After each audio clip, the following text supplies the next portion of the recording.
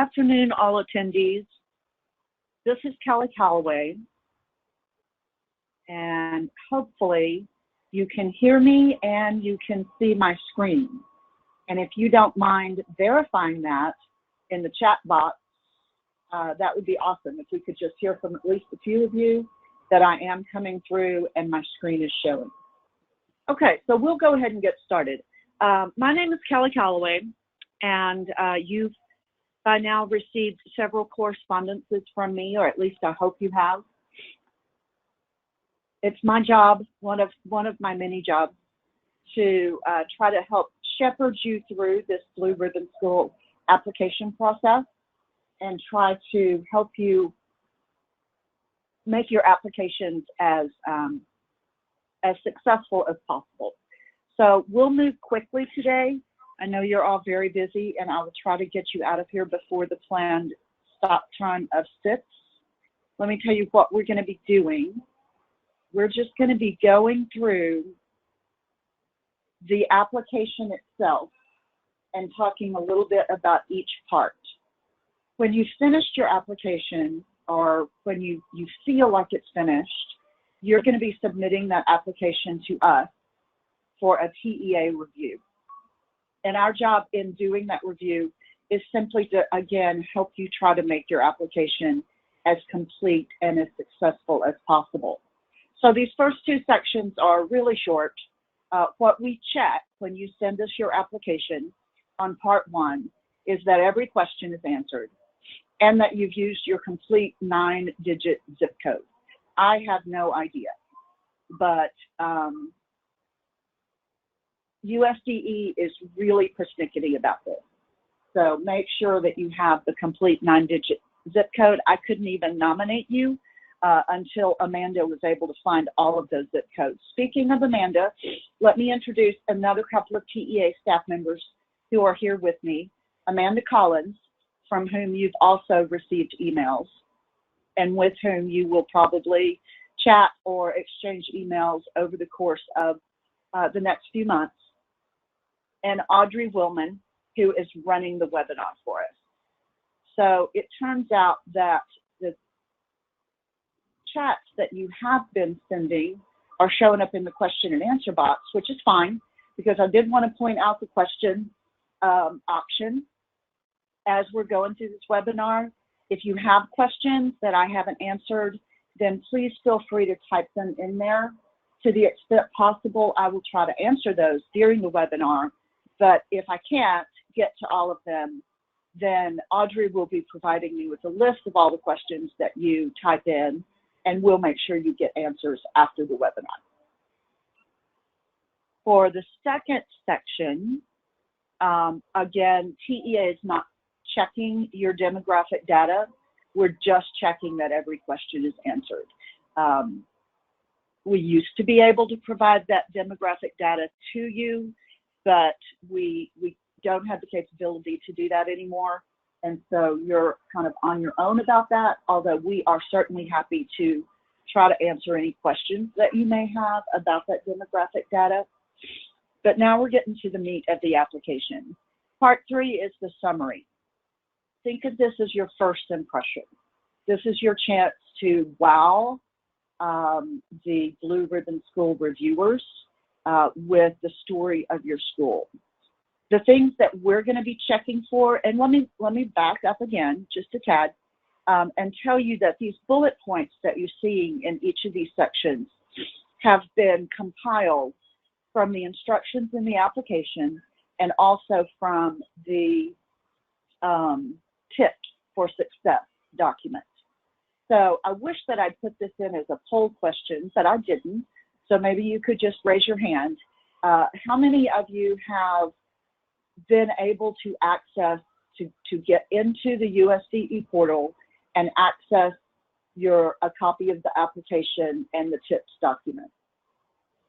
If you have, you should take a moment to pat yourself on the back and congratulate yourself. If you haven't, then we need to know that right away.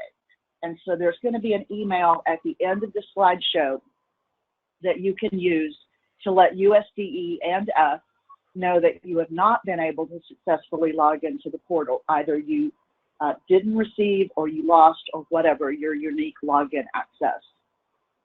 But back to the slide. Like I said, these bullet points are compiled from both the application and the tips. When you send us your application, these are the things we're going to be checking for. Does this narrative include the nature of the community and the students served? Does this narrative place the school in a historical and geographic context? And does it give an overview of the demographics of your students? The narrative should include traditions, milestones, or history. They used to ask for all three, and that was just too much. So now they're asking for one or the other, Your narrative needs to clearly explain the educational philosophy of the school. When time comes for us to review your narratives, I train my reviewers to find a philosophy that they can put their finger on. If it's just sort of hinted at in a vague way, or we're supposed to induce it from the rest of the narrative, that's not going to be satisfactory for USDE. We want to see the actual philosophy in a way that we can point to it. I can't stress concrete examples enough, and you'll probably hear me say this a million times over the course of this webinar. The USDE does not want vague descriptions. They want concrete examples. So this narrative needs concrete examples of strategies that help students develop in all 5 of these ways. If we don't see academically, which I imagine we will, then we'll let you know that. If we don't see emotionally, physically, socially, and culturally, we'll let you know that, and we'll ask you to go back and work on this narrative some more. And then, equally important to the fact that you're giving concrete examples, you need to show how those examples contribute to student success. Excuse me. Everything in your entire application needs to link back to student success. So that's a really good question to ask yourself when you're reviewing your own narratives. Do I see clearly how it links to how this particular example links to student success? That's what we're primarily concerned with. This narrative can describe special programs, unique school day features, etc. So if your school is set up in such a way that you have, for example, block scheduling, or you have advisory time every day or every other day, or any other kind of even more innovative, unique school day features, we need to hear about those in this narrative. Think about it this way. The narrative clearly tells the story of your school's success. So when we finished reading this narrative, we have a very clear picture of the success of your school and why it's successful. We're going to stop and take a survey here. The question is, has your school ever been a blue ribbon school before? And Audrey, I'll ask you to go ahead and launch that. So it looks like 17% of you have been a blue ribbon school before. And so I wanted to say 2 things about that. But the first one is that you have another question to answer in this first narrative. And that is this.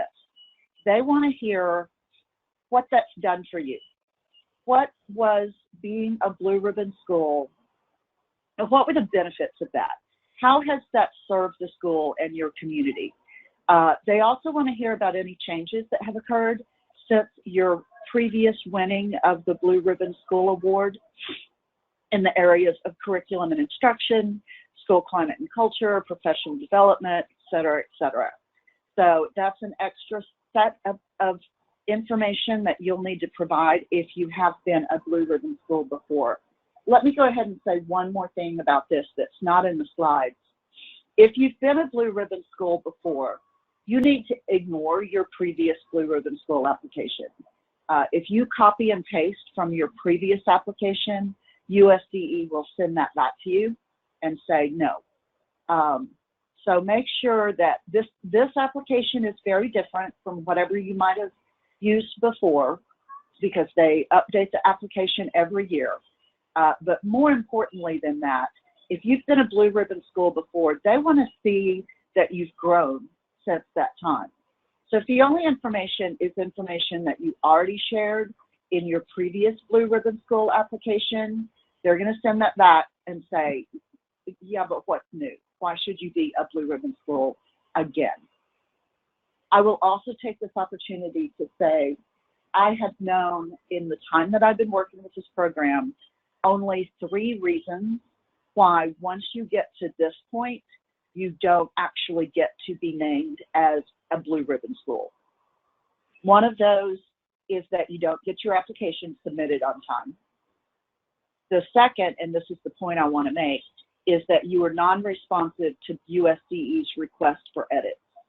So once they get your application, about, I'm going to say 80% of the time, they send it back to you with requests for edits, even though TEA has already reviewed it and you've already made edits in response to our review, they're going to have additional edits. So that's the second reason you might not actually get to be named as a Blue Ribbon school. You've got to be responsive to those requests for edits. And the third reason is if you don't meet accountability standards in this school year. So we won't worry about that one. You have approximately 800 words for this section. The application and the tips both make it very clear that the 800 words is a suggestion, and you won't be penalized for going slightly over that. But I would emphasize the word slightly. We will be checking your word counts. I encourage you to check your word counts, but when you send your application to TEA, we will also check your word count. And if you've gone significantly below or above your word count, we'll point that out to you and ask you to make some edits. I'm going to pause and see if there are any questions, but I'm having trouble seeing the questions. I guess because I've only got one screen. The first question is, will the slideshow remain available following the session? Yes. So we will post a recording of this webinar. Unfortunately, we can't post just the slides because they're just, to be perfectly frank, they're not accessible. They were initially created several years ago, and one of Amanda's tasks is before next year to work on them and make them accessible. But Amanda will be happy to email them to you if you will simply request that in an email to her. All right, the next section of narratives is about curriculum and instruction, and this is divided into several parts. First of all, core curriculum. So they're looking here for what is taught and how is it taught. And if you'll just keep those 2 questions in the front of your mind as you're drafting and reviewing and editing this narrative, it needs to include information on instructional approaches, intervention, and all kinds of assessments that you use. This year, they have split this section up into multiple parts, which I think will make it really a lot easier for you than it has been for schools in the past. So they've given you a section 1A, which is an overview. This is where you're going to talk about any kind of overarching philosophy that applies to all 4 foundation subjects. This can also be, so that you don't have to repeat it, where you talk about the fact that your curriculum is tightly connected to the Texas educational knowledge and skills. My reviewers will be looking for that. They'll be looking for a mention of the TEKS and the connection between your instruction and those TEKS.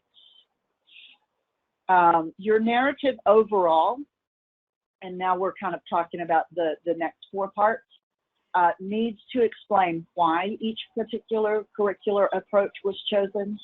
So if you talk about a curricular approach, but you don't explain why you picked that particular curricular approach, then my reviewers will send it back and ask you to make those edits. You want to ask yourself, how do the students acquire foundational skills? How does your school use formative and summative assessment data to improve student performance? And how do you use different kinds of instructional approaches to ensure the success of the students? You've got a section for each of the 4 foundation subject areas. So your overview is 300 words. This is longer than it's been in the past, and I think that's good for you. Reading, English language arts, you've got 500. Math, you've got 500. Science, you've got 300. And social studies, you've got 300.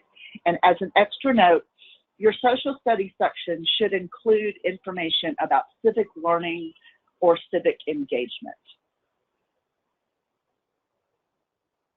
And now it's time for survey question 2 before we go to the next part of this. All right, we are overwhelmingly elementary, and we'll get to you in just a minute. But first, let me talk to the high school schools. You've got another part, question 1F.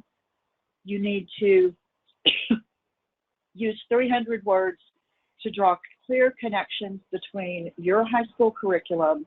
Remember, we're still talking about the foundation curriculum here, English, math, science, and social studies, and how that curriculum is tied to college and career readiness efforts. So that's an extra 300 words for you high schools. Next survey question, does your school offer preschool for 3- and/or 4-year-olds? All right, so for at least 55% of you, we've got a bonus section as well, 1G, another 300 words. They want to hear about your preschool program, specifically what subjects your preschool program includes. So make sure you're very specific with this. Don't just assume that they're going to know that it includes reading and math.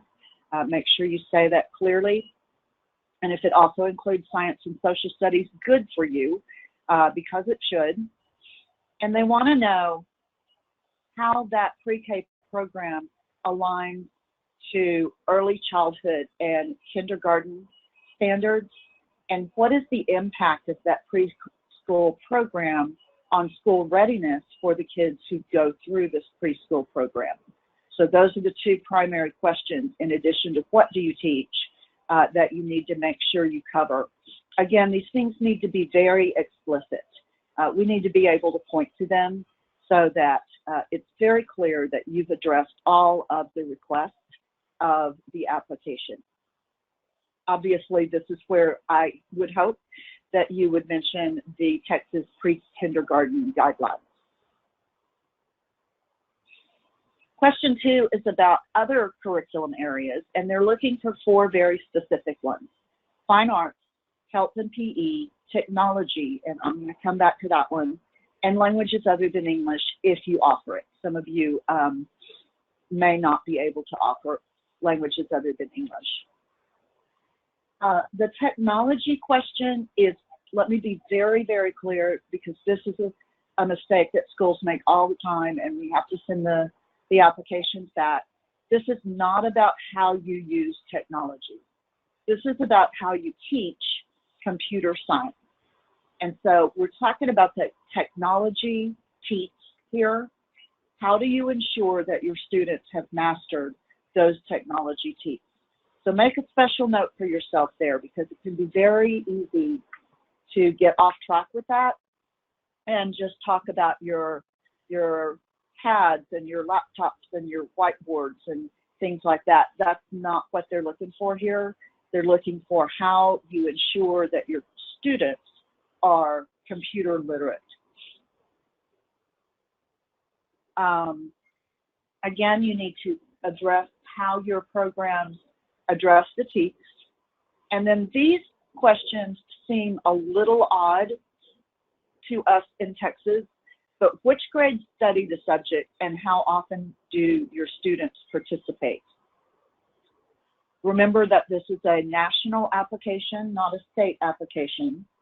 So we cannot assume that the Blue Ribbon School reviewers will know, well, of course they participate every day.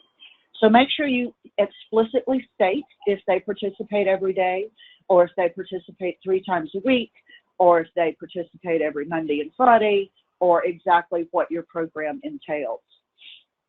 This is primarily for middle and high school applicants.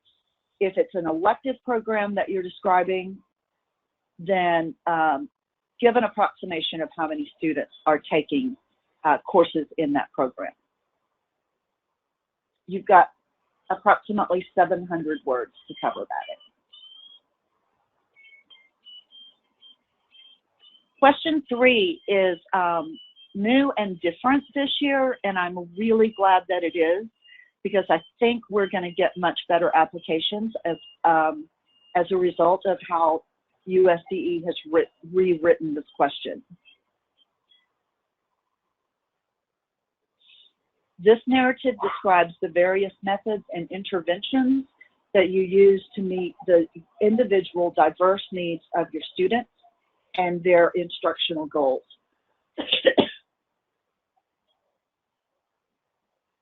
So examples that you might include are tiered instruction, differentiated instruction, problem-based learning, technology-based support, those kinds of things. But again, I want to reiterate, and if you're taking notes, I hope you are, that each one of these should not just be described, but it should be described in detail with concrete examples and connections to student success. They want to know not just what techniques are used, but when are they used. And so I'm thinking about back to that unique school day that we spoke about in the very first narrative. Do these things occur every morning between 8:30 and 9? Do they occur constantly throughout the day every time a need is seen?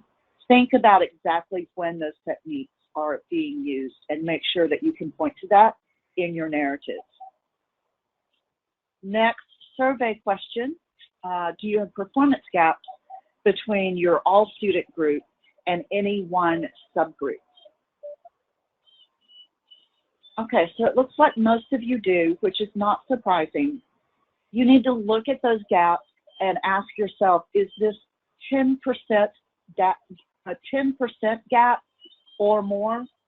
If it is, then you need to very specifically and concretely describe what is being done at your school to try to close those achievement gaps. So this is where you're going to look back at your section 2 of the application, identify the percentage gap between your subgroups and your all-student group. If any one of those is 10% or more, then you need to very explicitly describe what activities are going on in your school to try to close those gaps. Now, this is the other good thing about how they've rewritten this question. They've divided it into sections. I think this will keep you from accidentally skipping over something that they want to see you specifically address. So you've got approximately 300 words for your below grade level students, 300 for your above grade level students, and as a former gifted teacher, I'm very glad to see they're pulling that out so that it doesn't get lost in a larger narrative. Your students served by special education, 300 words. Your students who are English language learners, 300 words. And then if you have any other significant populations that you serve, for example, migrant students, then you can take another 300 words for that population. So that's the end of the curriculum and instruction section. The next section is about, I'm sorry, I keep coughing in your ears. It's allergy season here. In fact, for me, it's pretty much always allergy season. So there are some questions in this one that have been rewritten as well from last year, and I think are probably better questions and questions that will be easier for you to answer.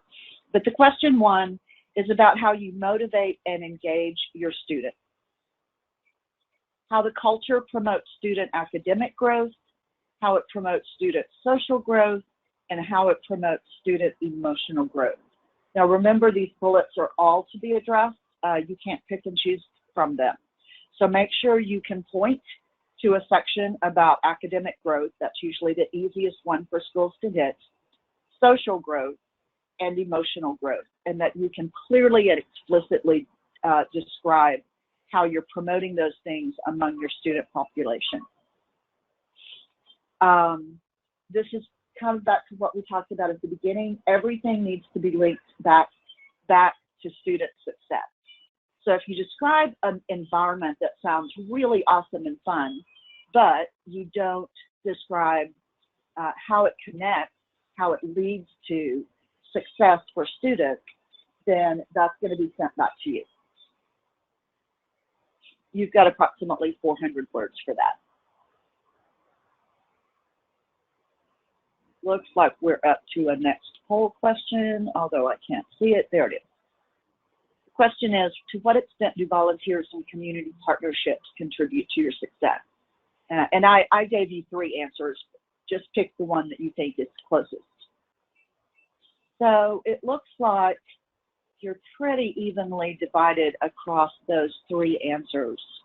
And that may make this question a little difficult for those who chose option C, but the USDE wants to hear how you work with families and community members for student success, including concrete examples of strategies and activities that encompass family and community. So by community, we're talking about businesses, nonprofits, institutions of higher education, those kinds of things. And once again, can't stress this enough, the connection between those activities and student success. Again, if you describe some fun activities but don't connect those fun activities to student success, we'll ask you to do some revision and to do that. You've got approximately 400 words for that. Question 3 has also been rewritten since previous years. And again, I'm really glad because I think it is a much stronger question now. But they want you this year to describe how your culture, your school culture, is set up to create an environment where teachers feel valued and supported, how it supports the needs and development of teachers, how activities reflect and align with the school's goals and challenges. So this is about more than just professional development. In the past, this question has only been about professional development. And so it's been a little challenging. But this time it's about everything connected to teacher success and teacher strength within your school. And obviously that can include professional development, but it's not just professional development that you're writing about this year in this application. One thing I do want you to make sure you talk about is the impact of the activities you describe on the success of teachers and administrators. Try to make sure you include administrators because our teachers are not the only ones growing on a day-to-day basis in our schools. So make sure you address both teachers and administrators, and make sure you address how the activities that you are using to create that professional environment helps them to grow and become better teachers and better administrators. Specifically, how do the activities impact staff capacity, staff well-being, as always, student achievement, and school improvement? So make sure you link back to that student success element. You've got approximately 400 words for that as well. Survey question 8. How many administrators do you have in your school? So I'm just giving this another moment because it looks like 100% of you have chosen 2 to 3, which means we're dealing with small campuses across the board here. And that will make this question possibly a little easier for you to answer. So they're asking about the leadership structure. So principal, assistant principal, etc. They're asking about, oh, this is just a note, make sure you don't talk about people, talk about roles. So when you refer to the principal and principal-driven activities, make sure you refer to the principal, not Mrs. Brown. You want to make sure you cover how the school's leadership team ensures that policies, programs, relationships, and resources all focus on student achievement. Again, we're coming right back to that key element in every narrative of student achievement and student success. Try to cover all of these things, although it can be argued, I think, that some policies and programs, you know, there might be some overlap there, but ask yourself that question. Make sure you include a leadership philosophy. And again, that's very important. It shouldn't be just implied. It should be explicit. Our leadership, well, not our, but the school's leadership philosophy centers around this, that, and this. It should describe a well-functioning team of leaders who are all working together to contribute to student success. And you've got 400 words for that. And now we're at almost our last poll question. This one's not really a poll question, but just wherever you are, I'm going to give you about 5 seconds to identify the one single most effective strategy implemented at your school, the one that you think you can hang your school's success on most clearly. We all know you do a lot of different things, but I'm going to ask you to pick one. And then we'll go on to the survey question, which is, naming that aspect was a breeze, was challenging, I can't do it. Okay, so most of you got it done. Bad news for the 13% who said it was impossible, because you're going to have to, because the final question in the application is, this is your, I told you that first narrative was your opening impression. This is your lasting impression. This is a question where the USDE wants you to choose one practice. And it can be academic, assessment related, social emotional. It can be whatever you think is the single most contributing factor to your school's success. But it does have to be just one. And they will send it back if you describe multiple strategies in this section.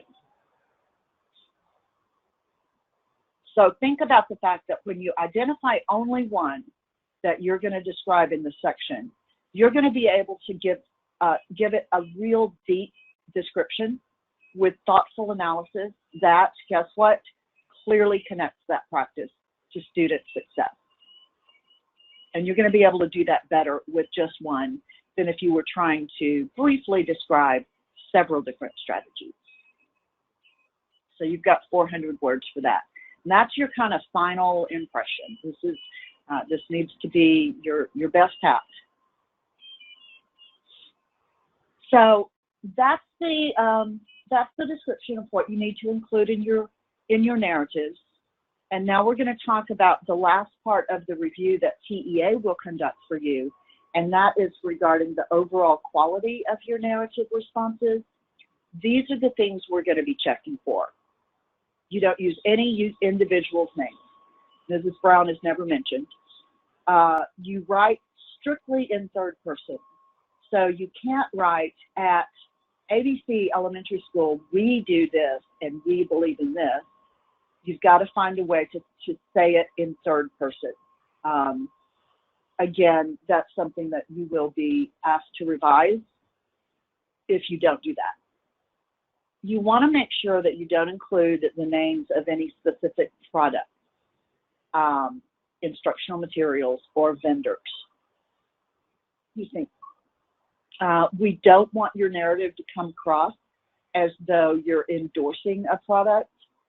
So you want to find generic words for those products.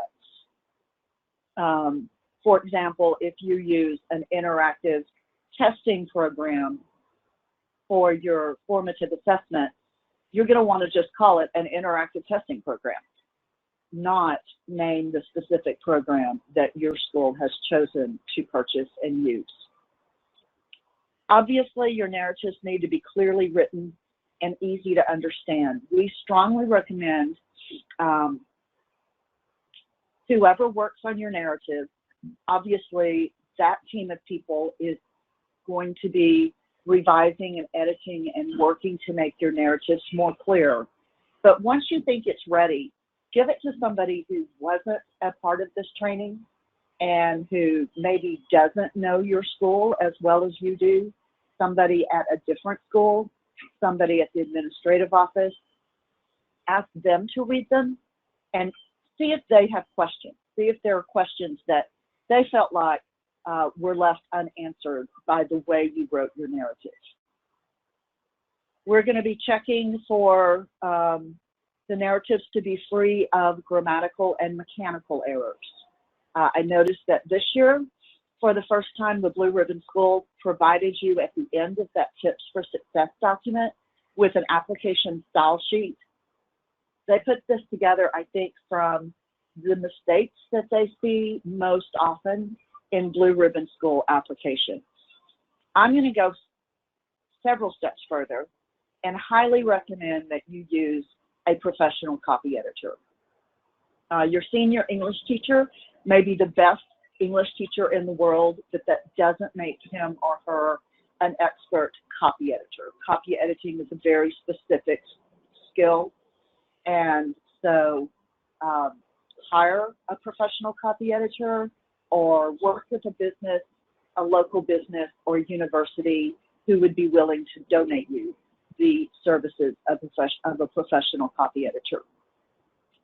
This is an important one. Schools always want to use bullets. You can't use bullets. You can't italicize, you can't bold, and you can't underline, because the USD portal, where you will be submitting your applications once they're finished, won't accept that kind of formatting. It all has to be in paragraph form and without bolding, underlining, or italicizing. Make sure that if you use acronyms, and I suspect you will be using at least one, the TEKS, that you write that out, TEKS is Essential Knowledge and Skills, the first time you use it, with TEKS in parentheses after that, and then after that you can just use TEKS, and that applies for any acronym. But that reminds me of something that I wanted to say back up here. So let me just go back. There is an exception to this third bullet where it says the narratives do not include the names of any specific products, etc. There are few exceptions to that because they are so widely used that if you use anything other than the specific name, your narrative would lose meaning. And I'm thinking specifically here about SAT, ACT, and AVID. So if you use any of those programs, and I'm sure our high schools do at least, it's okay to go ahead and use those proper nouns to refer to those. So what happens next? You dig in and get very, very, very busy on trying to make your application as strong as it possibly can. I would encourage that you use these slides as checkoff points. Make sure that you're able to check off each and every bullet that we've covered in these slides. Then you're going to submit that document to us. You're going to submit it to Amanda at the latest by Friday, March 20th. There is no need to submit it early because I have a review training. I train the reviewers all together on the morning of Friday, March 20th. And so we can't start reviewing your application. If you send it in earlier, it's just going to sit in Amanda's file. We can't start reviewing it until I ensure that all of my reviewers are appropriately trained.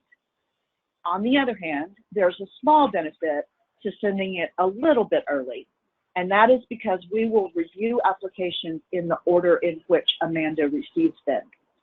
So if you send yours on Thursday, you have a much better chance of getting it back from us on Friday than if you wait until Friday afternoon. We will review your applications very quickly and get them back to you by Wednesday, March 25th. So we'll get them back to you in waves. As each one is completed by the reviewers, Amanda will be emailing it along with the evaluation document back to you. And like I said, we'll do that in the order in which they come in. But we promise that if you get them to us by the deadline, we'll get the review back to you by March 25th. It may be evening, March 25th, but it will be March 25th.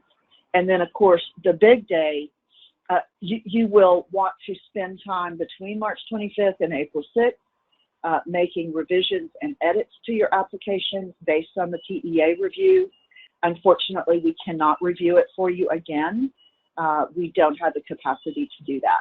So you'll just have to go from the evaluation document that we provide and do your best at trying to hit every point that we may have made about where your application might need improvement. And then you put them in the Blue Ribbon School portal no later than Monday, April 6th. There's a note about that and how to do it on the application, and I believe also on the tips for success, because you can't copy and paste into the portal directly from Word. That won't work.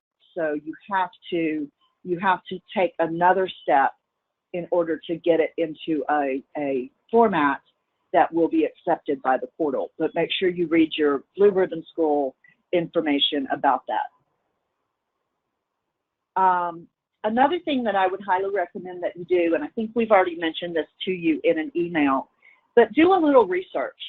Keeping in mind that I pointed out several places where the application is different this year than it has been in the past, it can still be really useful for you to read the applications of current Blue Ribbon schools.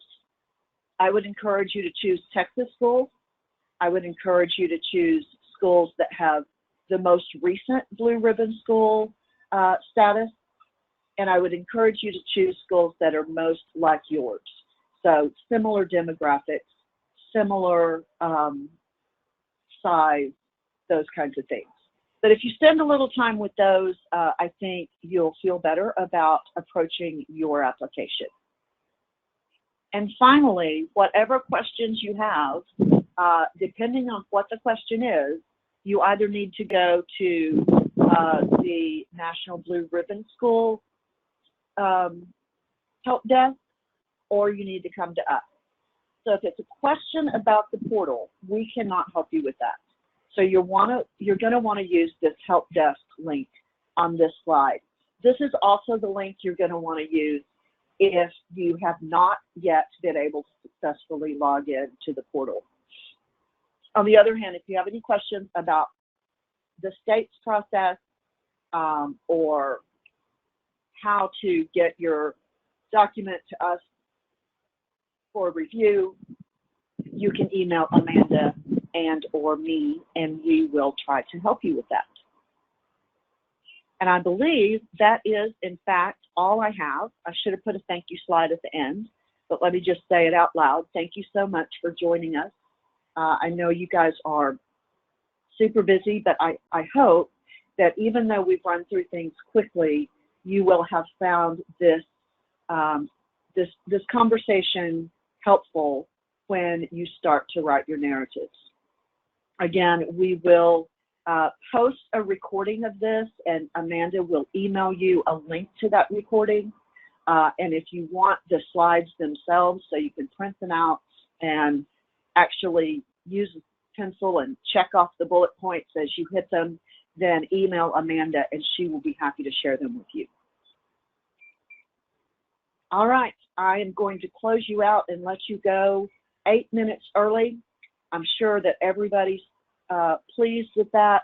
I do hope you found this to be useful, and happy writing.